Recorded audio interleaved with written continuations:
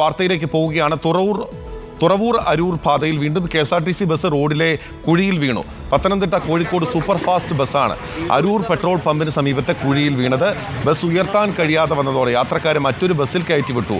അനഘ ഹർഷനുണ്ട് വിവരങ്ങളുമായി. അനഘ, ആ ബസ് സാധാരണഗതിയിലൊന്നും ഉയർത്താൻ സാധിക്കുന്നില്ല എന്ന് തന്നെ വ്യക്തമാണ്. അത്ര വലിയ കുഴിയാണോ അവിടെ ഉണ്ടായിരുന്നത്? അതെ ബിനിൽ, അതായത് ഇന്ന് രാവിലെ 7:30 കൂടിയാണ് ഈ ഒരു സംഭവം നടക്കുന്നത്. പാലക്കാട് നിന്ന് കോഴിക്കോടേക്ക് പോവുകയായിരുന്ന KSRTC സൂപ്പർ ഫാസ്റ്റ് ബസ്സാണ് ഈ റോഡിലെ വലിയ കുഴിയിലേക്ക് അകപ്പെടുന്നത്. ഈ സമയം തന്നെ ഡ്രൈവർ ബ്രേക്ക് പിടിച്ച് വണ്ടി നിർത്തുകയായിരുന്നു. ആ സമയത്ത് തന്നെ വണ്ടി ഉയർത്താനുള്ള ശ്രമം ഉണ്ടായിരുന്നു, പക്ഷെ നടന്നില്ല. പിന്നീട് ഈ ബസ്സിന് പുറകിൽ വരികയായിരുന്ന മറ്റൊരു KSRTC ബസ്സിൽ യാത്രക്കാരെ കയറ്റി വിടുകയാണ് ഉണ്ടായിട്ടുള്ളത്. ഈ തുറവൂർ അരൂർ പാതയിലെ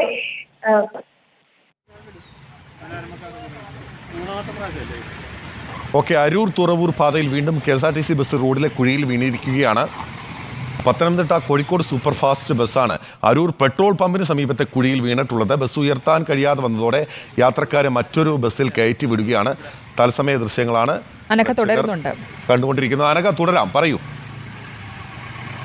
ഇതിൽ ഈ സംഭവത്ത് ഈ അരൂർ തുറവൂർ ദേശീയ പാതയോരത്ത് ഈ സംഭവം, ഈ ബസ് കുഴിയിൽ വീഴുന്നതും യാത്രക്കാർ അപകടത്തിൽപ്പെടുന്നതും ഒക്കെ ഒരു നിത്യ സംഭവമായിരുന്നു. അതുകൊണ്ട് തന്നെ ഈ പ്രദേശത്തെ ആളുകൾക്കിടയിൽ ഇതുമായി ബന്ധപ്പെട്ട് വലിയ രീതിയിൽ പ്രതിഷേധം നടന്നിരുന്നു. അങ്ങനെയാണ് ഈ വിഷയത്തിൽ ഹൈക്കോടതി അടക്കം ഇടപെട്ടു. കളക്ടറോട് ഉടൻ തന്നെ റോഡിലെ കുഴി അടയ്ക്കാനും ഈ സൗകര്യം ഒരുക്കാനും ഒക്കെ പറഞ്ഞിരുന്നു. ഇതിനെ തുടർന്ന് കളക്ടറുടെ നേതൃത്വത്തിൽ റോഡിലെ കുഴികൾ അടയ്ക്കുന്ന ഒരു നടപടി ആരംഭിച്ചിരുന്നു. പക്ഷെ ഇപ്പോൾ മഴക്കാലമാണ്, അതുകൊണ്ട് തന്നെ ഈ നടപടി ആരംഭിക്കാൻ കഴിയാത്തൊരു സാഹചര്യം കൂടിയുണ്ട്. എന്തായാലും നിലവിൽ ഈ ഭാഗത്തെല്ലാം തന്നെ വലിയ രീതിയിലുള്ള കുഴികളുണ്ട്. യാത്ര വളരെ ദുഷ്കരമാണ്. ഏവിയേറ്റഡ് ഹൈവേ നിർമ്മാണം നടക്കുന്ന ഒരു ഭാഗം കൂടിയാണ് ഇത്.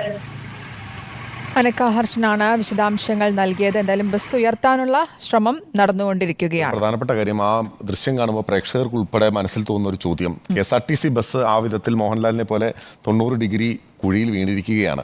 അപ്പോൾ ഒരു സാധാരണ ബൈക്കോ കാറോ ഒക്കെ ആവുകയായിരുന്നെങ്കിൽ എന്തായിരുന്നു സ്ഥിതി എന്നുള്ള പ്രധാനപ്പെട്ട ചോദ്യമുണ്ട്. അത്ര വലിയൊരു കുഴി ആ പാതയിലുണ്ട്. ഹൈക്കോടതി നിരന്തരമായ വിമർശനങ്ങൾ ഉന്നയിച്ചിട്ട് പോലും കൃത്യമായ ഇടപെടൽ ദേശീയപാത അതോറിറ്റിയുടെ ഭാഗത്തു നിന്ന് ഉണ്ടാകുന്നില്ല എന്നുള്ള പരാതി നാട്ടുകാർക്ക് ഉൾപ്പെടെ ഉണ്ട്.